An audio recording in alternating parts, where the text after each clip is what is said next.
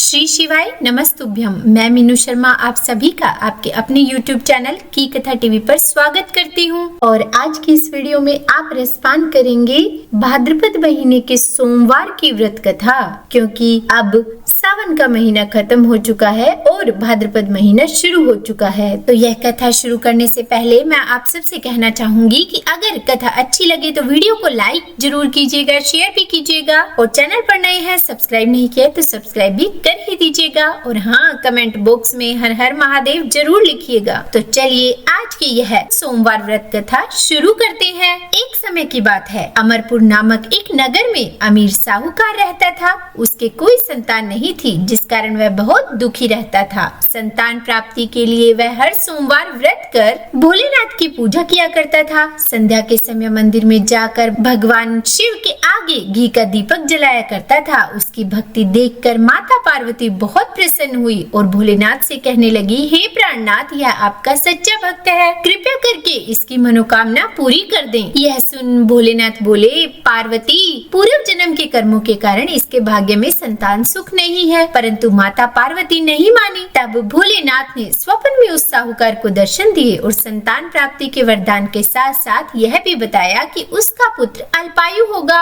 और उसकी आयु मात्र 16 वर्ष की होगी। यह सुनकर साहूकार प्रसन्न तो हुआ, परंतु साथ ही साथ चिंतित भी हो गया। यह सारी बात उसने अपनी पत्नी को भी बता दी। पुत्र के अल्पायु होने की बात जानकर साहूकार की पत्नी भी बहुत दुखी हुई, लेकिन साहूकार ने अपने सोमवार व्रत का नियम नहीं छोड़ा। कुछ समय बाद साहूकार के घर में एक सुंदर पुत्र रत्न पैदा हुआ, जिसका नाम उन्होंने अमर रखा। अमर 11 वर्ष का हो गया था तो साहूकार ने उसे अपने मामा के साथ शिक्षा ग्रहण करने काशी भेज दिया। साहूकार ने उन्हें रास्ते के लिए कुछ धन दे दिया और कहने लगा कि तुम जहाँ भी रात्रि विश्राम करो वहीं यज्ञ आदि करके ब्राह्मणों को भोजन करवा देना। अमर अपने मामा के साथ यात्रा पर निकल पड़ा। रास्ते में वह एक राज्य में पहुँचे जहाँ राजकुमारी का विवाह हो रहा था, परंतु जिस राजकुमार से उसका विवाह होना था वह अचानक किसी कारण से एक आंख से अंधा हो गया। यह बात किसी को पता न चले, इसीलिए राजकुमार के पिता ने अमर से दूल्हे की जगह बैठने की विनती करी। अमर ने यह विनती स्वीकार कर ली और राजकुमारी चंद्रिका से विवाह कर लिया। विदाई के समय अमर ने राजकुमारी चंद्रिका को सारी बात बता दी और उन्हें अपने पिता के घर छोड़कर काशी की ओर चल दिए। जब अमर 16 वर्ष का हो गया तब उन्होंने एक यज्ञ का आयोजन किया और यज्ञ के बाद ब्राह्मणों को भोजन कराया और अन्न और वस्त्र दान भी दिए। उसी रात्रि निद्रा में अमर की मृत्यु हो गई। उसके मामा जोर जोर से रोने लगे। उनका विलाप सुनकर भोलेनाथ और माता पार्वती वहाँ आ पहुँचे। अमर के मामा का विलाप देखकर माता पार्वती भोलेनाथ से बोली, प्रभु, इस व्यक्ति के कष्ट को दूर कीजिए। तब भोलेनाथ बोले, पार्वती,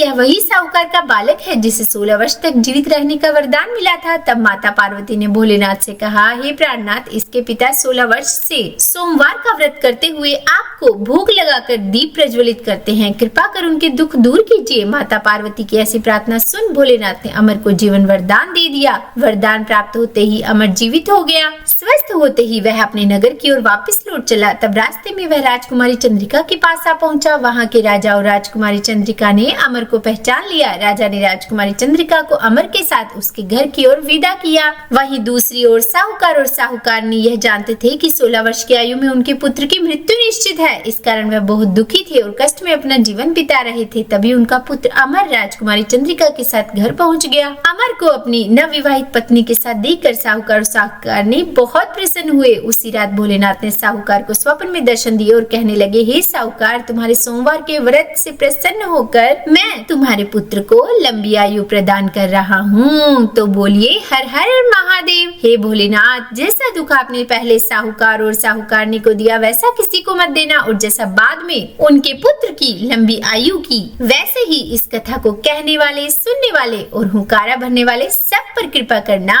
तो बोलिए हर हर महादेव। उम्मीद करती हूँ आज की ये वीडियो आपको पसंद आई होगी। अगर अच्छी लगी हो वीडियो तो लाइक एंड शेयर कीजिएगा। चैनल पर नए हैं सब्सक्राइब नहीं किया है तो सब्सक्राइब भी कर ही दीजिएगा। और हाँ, कमेंट बॉक्स में हर हर महादेव जरूर लिखिएगा।